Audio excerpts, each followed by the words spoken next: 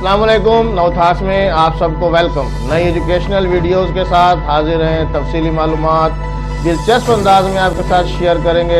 तो आइए बिस्मिल्लाह करते हैं। आज हम वर्ड में फॉन्ट वाला जो पोर्शन है इसको हमने देखना है कि ये क्या करता है, इससे क्या किया जा सकता है।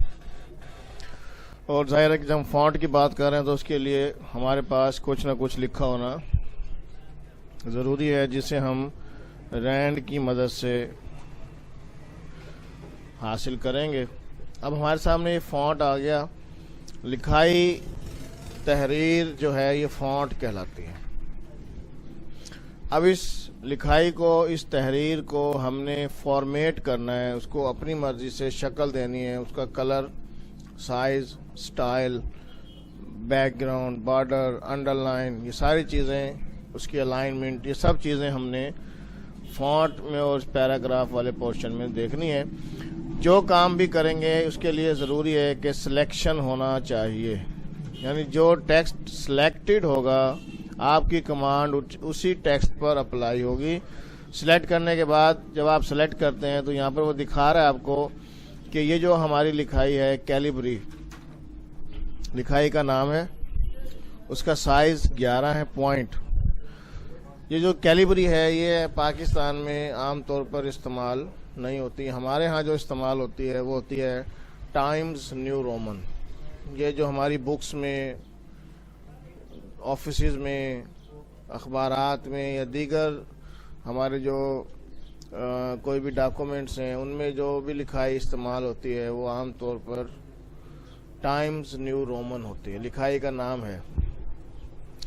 तो हम कहते हैं हमने वही लिखाई करनी है। मैं इसको बल्कि सारे को यहाँ से यहाँ तक सिलेक्ट कर लेता हूँ। इसके बाद जब यहाँ पर क्लिक करते हैं तो यहाँ पर भी अगर आपने पहले इस्तेमाल की हुई तो यहाँ पर आ जाएगा, वरना आपने टी दबाना है, टी प्रेस करना है तो आप टी वाली सीरीज़ में चले जाएंगे और वहाँ से आप टाइम्स न्यू रोमन को तलाश करेंगे। जैसे आप करेंगे तलाश, इसके बाद क्लिक करना है, ये टाइम न्यू रोमन अप्लाई हो गया। आप देख रहे हैं कि इसकी लिखाई में इस लिखाई में फ़र्क है। इसको मैं थोड़ा सा आपको जूम करके दिखा रहा हूँ। इसके बाद अब जो पॉइंट इस्तेमाल होता है, लिखाई का जो साइज़ है, जो स्टैंडर्ड साइज़ हम इस्तेमाल करते हैं लिखाई के लिए डॉक्यूमेंट्स में, वो 12 से 14 पॉइंट में इस्तेमाल करते हैं। 12 से 14 पॉइंट। अब आप कहते हैं ये जो लिखाई है इस पैराग्राफ को मैंने 12 पॉइंट में कन्वर्ट करना है। ये 12 हो गया। अब आप थोड़ा सा देख लें बड़ा, ताकि आपको पता लग जाए कि ये साइज में तब्दीली हो रही है। यहाँ से आप जिस भी साइज पे क्लिक करेंगे ऑटोमेटिकली वो साइज आपकी सिलेक्टेड टेक्स्ट पर अप्लाई हो जाएगा। इसी तरह ये जो 2 ए बने हुए हैं, एक बड़ा ए है साइज में, एक छोटा है, ये भी साइज को कंट्रोल करते हैं। ये तीनों ही साइज के कंट्रोलर हैं, ये भी हैं और ये भी हैं। इनमें फ़र्क क्या है? देखिए ये जो है, जो नंबर जिसमें लिखे हुए हैं ये डायरेक्ट कंट्रोल करता है। अभी हमने 48 से जंप किया 12 पर, ठीक है जी। 12 से हम कहते हैं जंप करते हैं जी 24 पर, फिर 24 से जंप करते हैं हम 10 पर। लेकिन ये जो है बड़ा है, ये 2 के डिफरेंस से आपका साइज़ बड़ा करेगा, और ये जो साइज़ में छोटा है ये 2 के हिसाब से आपका साइज़ को डिक्रीज करेगा। ये इंक्रीज़र है, ये देखें 2 के पॉइंट से इंक्रीज कर रहा है। इसी तरह ये जो है ये 2 के साइज से डिक्रीज करेगा। तीनों ही साइज को कंट्रोल करते हैं। लेकिन जो नंबर लिखे हुए हैं ये डायरेक्ट है कि आपने डायरेक्ट नंबर पे क्लिक किया उसी साइज में आपके सामने लाकर दे देगा। और यहाँ से जब आप छोटा बड़ा करेंगे तो ये 2 के पॉइंट से छोटा या बड़ा करेगा। इसके बाद नीचे की तरफ चलते हैं। यहाँ पर ये बी लिखा हुआ है, बोल्ड करते हैं, यानी आपकी जो लिखाई है इसको हमने वाज़े करना है, मज़ीद रोशन करना है, उसको हम बोल्ड करना कहते हैं। अब मैं इस पर बोल्ड करूँगा, आपको महसूस होगा कि इस लिखाई का कलर जो है वो चेंज हो गया, बोल्ड हो गया। ये नॉर्मल है, ये बोल्ड है। इसी तरह इटैलिक, तिरछा, थोड़ा सा तिरछा करने के लिखाई को जब मैं इस पर क्लिक करूँगा आप देखेंगे लिखाई थोड़ी सी इटैलिक स्टाइल में आ गई है, तिरछी लिखाई में आ गई, इसे इटैलिक कहते हैं। दोबारा क्लिक करेंगे ख़त्म हो जाएगा, यानी एक मरतबा क्लिक करेंगे अप्लाई हो जाएगा, दोबारा क्लिक करेंगे वो नॉर्मल हो जाएगा। यू स्टैंड फॉर अंडरलाइन, आपने इस टेक्स्ट को अंडरलाइन करना है, ये अंडरलाइन हो गया।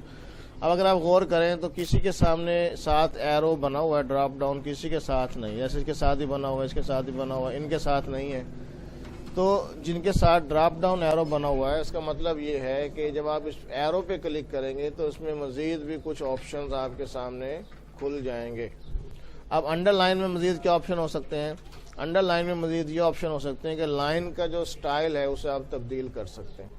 ठीक है, इस वक्त आपने जो लाइन लगाई है ये थिन लाइन है, आप कहते हैं मैंने तो ये डबल वाली लगानी है, इसी तरह ये थिक लगानी है, फिर आपके पास डॉट वाली है, डैश वाली है, उसके बाद डैश डॉट डॉट डैश, ये मुख्तलिफ, ये वेव जिगजैग कहते हैं, वेव की शक्ल में मुख्तलिफ लाइन के स्टाइल मौजूद हैं।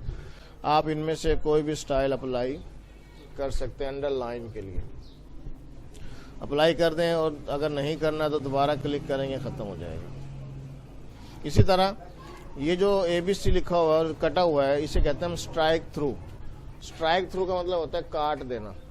जब हम किसी तहरीर को लिख कर कटा हुआ दिखाना चाहते हैं, देखिए अगर हम लिख कर मिटा दें तो पता भी नहीं लगेगा लिखा गया था कि नहीं लिखा गया था, लेकिन हम चाह रहे हैं कि ये पता लगे कि लिखा भी गया है लेकिन इसको काट दिया गया है। जैसे हम आमतौर पर देखते हैं कि प्रोडक्ट्स होती हैं, उस पर लिखा होता है जी बचत 10 रुपये, पहले कीमत लिखी होती है उसकी 50 रुपये, फिर 50 को काट के 40 लिख दिया जाता है। हालांकि अगर डायरेक्ट 40 भी लिख दें तो भी कोई इशू नहीं, लेकिन चूंकि वो दिखाना है कि पहले 50 रुपये था अब 40 रुपये हो गया है, तो वो लिखा हुआ भी दिखाना है लेकिन उसको काट देना है। तो ये स्ट्राइक थ्रू का काम भी यही है कि लिखा भी रहेगा लेकिन वो कटा हुआ फील होगा। देखें ये स्ट्राइक थ्रू। और एक बात भी गौर कर, अंडरलाइन इसमें फ़र्क, अंडरलाइन नीचे आती है, मैं दोबारा देखें अंडरलाइन भी लगा रहा हूँ, ये अंडरलाइन नीचे आ रही है और स्ट्राइक थ्रू दरमियान में है। ये दोनों का डिफरेंस भी आपने समझ लेना है, ये अंडरलाइन थी और ये स्ट्राइक थ्रू था। इसके बाद ये है सबस्क्रिप्ट और ये है सुपरस्क्रिप्ट। स्क्रिप्ट कहते हैं तहरीर को, सब का मतलब मातहत होता है नीचे, और सुपर का मतलब आला ऊंची। कुछ तहरीर ऐसी होती है जिसे हम ऊपर लिखते हैं रूटीन से हटकर, और कुछ तहरीर ऐसी होती हैं जिसे हम रूटीन से हटकर नीचे की तरफ लिखते हैं। और जब भी हम सुपरस्क्रिप्ट या सबस्क्रिप्ट अप्लाई करेंगे तो उसकी पोजीशन की तब्दीली के साथ साथ उसका साइज भी छोटा हो जाएगा, चाहे वो ऊपर जाए या नीचे आए। उसके लिए मैं आम सा फार्मूला एक है उसको समझाता हूँ। पानी का फार्मूला है H2O। अब आप देख रहे हैं कि जो 2 है ये नीचे होता है और छोटा होता है, ये तो अब H के बराबर ही नजर आ रहा है। तो हमने क्या करना है, हमने इस 2 को सिलेक्ट करना है और सबस्क्रिप्ट पर क्लिक कर देना है। ये बन गया सबस्क्रिप्ट। यही सेम काम हम किसी लिखाई में भी कर सकते हैं। मैं कहता हूँ ये जो लिखाई है इसको मैं सबस्क्रिप्ट करना है। इसी तरह है सुपरस्क्रिप्ट। सपोज हम यहाँ पर अप्लाई करते हैं सुपरस्क्रिप्ट, हम पावर में जैसे लगाते हैं A की 2 और B की 3। अब आप ये देख रहे हैं कि ये 2 और 3 जो है ये तो इनके टेक्स्ट के बराबर भी आ गया। ये छोटा होता है और ऊपर होता है, तो हम क्या करेंगे, 2 को सिलेक्ट करेंगे, सुपरस्क्रिप्ट पे क्लिक करेंगे, 3 को सिलेक्ट करेंगे, सुपरस्क्रिप्ट पे क्लिक करेंगे। सेम ये काम लिखाई के साथ भी किया जा सकता है।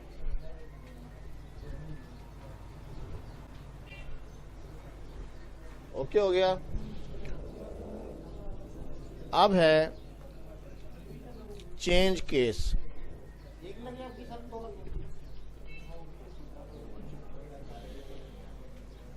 चेंज केस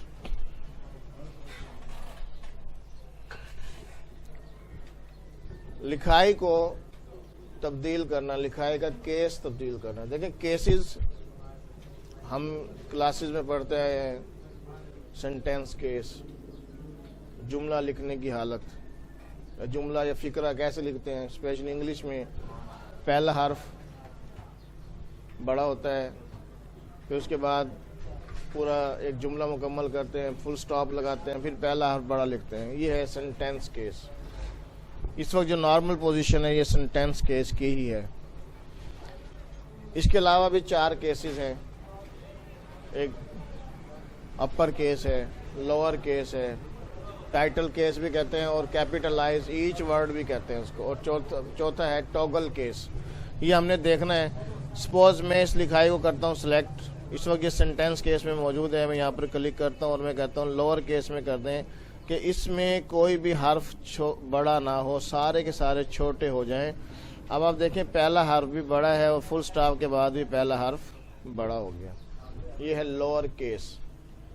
इसी तरह आप कहते हैं नहीं मैंने सारी लिखाई को बड़ा करना है,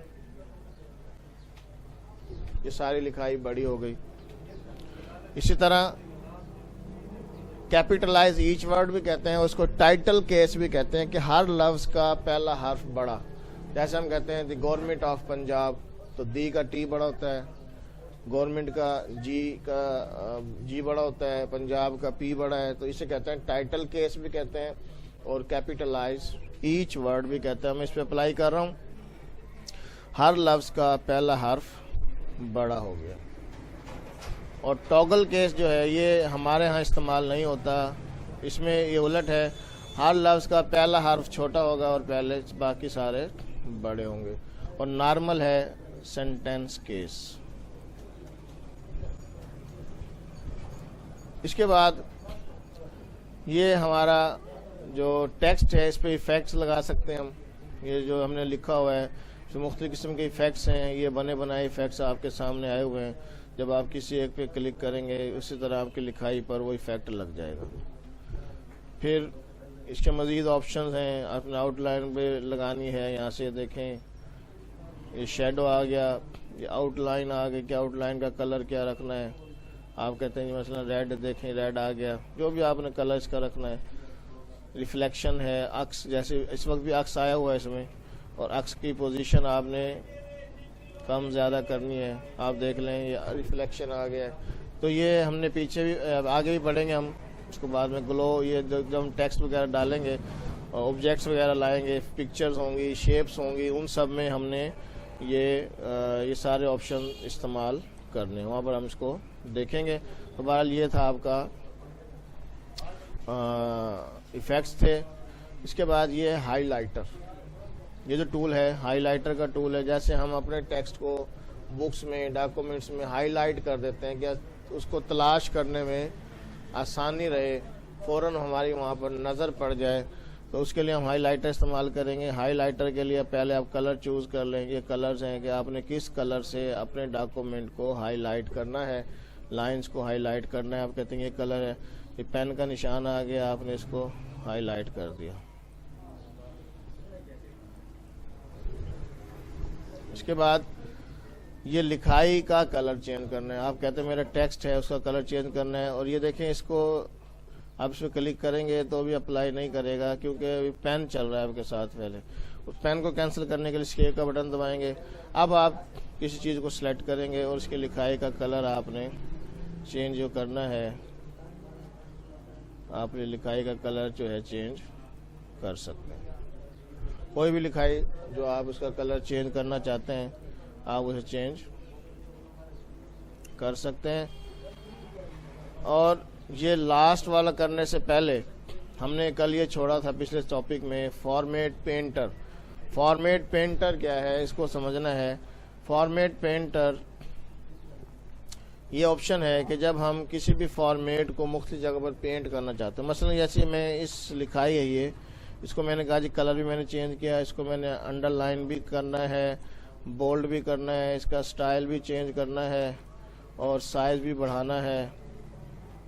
ये सारे काम मैंने इस पर किए, 6-7 काम कर दिए। अब मैं कहता हूँ कि यही काम मैंने आगे काफ़ी जगहों पर करना है, तो उसके लिए फिर वही बात, पहले सेलेक्ट करें, फिर ये करें, फिर बोल्ड करें, कलर चेंज करें, 6-7 कमांड आपने 50 जगहों पर करना है, और हर एक में 6 स्टेप में 300 दफ़ा आपको एक काम करना पड़ेगा। तो उसके लिए बचने के लिए क्या है कि आपने जो एक बनाया है उसमें से कोई एक हिस्सा सेलेक्ट करें, उसके बाद फॉर्मेट पेंटर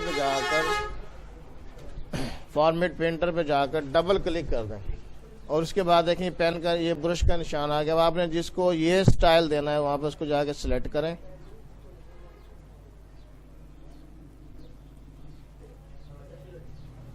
ये आपका जो फॉर्मेट है वो पेंट हो रहा है। और लास्ट है आज का, ये है क्लियर ऑल फॉर्मेटिंग।